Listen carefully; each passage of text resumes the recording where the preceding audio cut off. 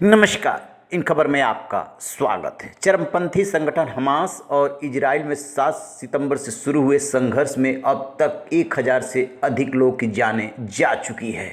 जहां 600 से ज़्यादा इजरायली नागरिकों ने जान गंवाई है, वहीं दूसरी तरफ हमास की तरफ से भी 500 से अधिक लोगों की जानें गई हैं।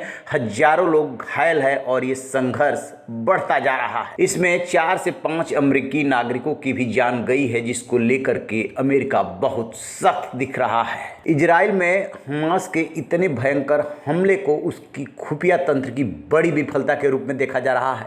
इजराइल के अंदर उसके खुफिया तंत्र पर सवाल उठ रहे हैं। इस बात से इनकार नहीं किया जा सकता कि हमास के इस मंसूबे के पीछे ईरान का हाथ है। जिस तरीके से ईरान में जश्न मनाया जा रहा है, बीते साल के घटनाक्रम को लेकर के दोनों को कनेक्ट किया जा रहा है कि ईरान ने ही हमास को दी है ऑक्सीजन, हथियार और इसकी बहुत बड़ी तैयारी की गई है। हमला जो हुआ है सुबह सुबह हुआ है, उस समय को चुना गया जब लोग सो रहे थे, सैनिक पुलिसकर्मी भी आराम कर रहे थे। इसी दौरान हमास ने कहते हैं कि 5000 रॉकेट से हमला किया था 7 सितंबर को। जब इजराइल तैयार हुआ, जवाबी कार्रवाई की, तब तक थोड़ी देरी हो चुकी थी और हमास का दावा है कि उसने काफ़ी संख्या में जो इजरायली सैनिक हैं उन्हें बंधक बना लिया है। वो फोटो और वीडियो भी जारी कर रहा है, जिसमें कि महिला सैनिक भी शामिल है और उनका वो चौराहे पर प्रदर्शन कर रहा है, ये दिखाने के लिए कि देखिए इजराइल का हमने क्या हाल बना दिया है।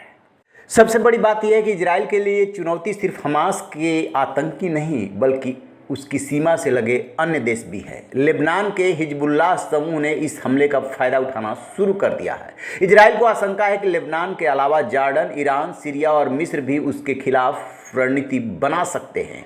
एक रिपोर्ट में दावा किया गया है कि इजराइल की खुफिया एजेंसी मोसाद ने ऐसी किसी भी रणनीति से निपटने की तैयारी शुरू कर दी है। वहीं अमेरिका ने हमास के इस हमले के बाद इजराइल की मदद का ऐलान किया है। अमेरिकी राष्ट्रपति जो बाइडेन ने इजराइल के पीएम ने बेंजामिन नेतन्याहू से फ़ोन पर बात की। इसके बाद उन्होंने जंगी जहाज़ों का बेड़ा भूमध्य सागर में भेजा है। इसके साथ ही अमेरिका ने लड़ाकू जहाज़ F-35, F-15 और 16 को भी अलर्ट मोड पर रखा है।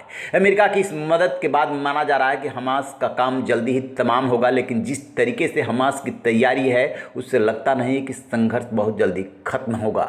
आपको बता दें कि भारतीय प्रधानमंत्री नरेंद्र मोदी ने भी हमास के हमले के बाद इजराइल का समर्थन किया था। प्रधानमंत्री नरेंद्र मोदी ने सोशल मीडिया प्लेटफॉर्म एक्स पर कहा था कि इजराइल में आतंकवादी हमलों की खबर से पूरी तरह स्तब्ध हूँ। हमारी संवेदनाएं और प्रार्थनाएं निर्दोष पीड़ितों और उनके परिवारों के साथ है। इस कठिन समय में इजराइल के साथ एकजुटता से खड़े हैं। आपको बता दें कि इस 2 दिन के संघर्ष में अभी तक 1000 से अधिक जानें जा चुकी है।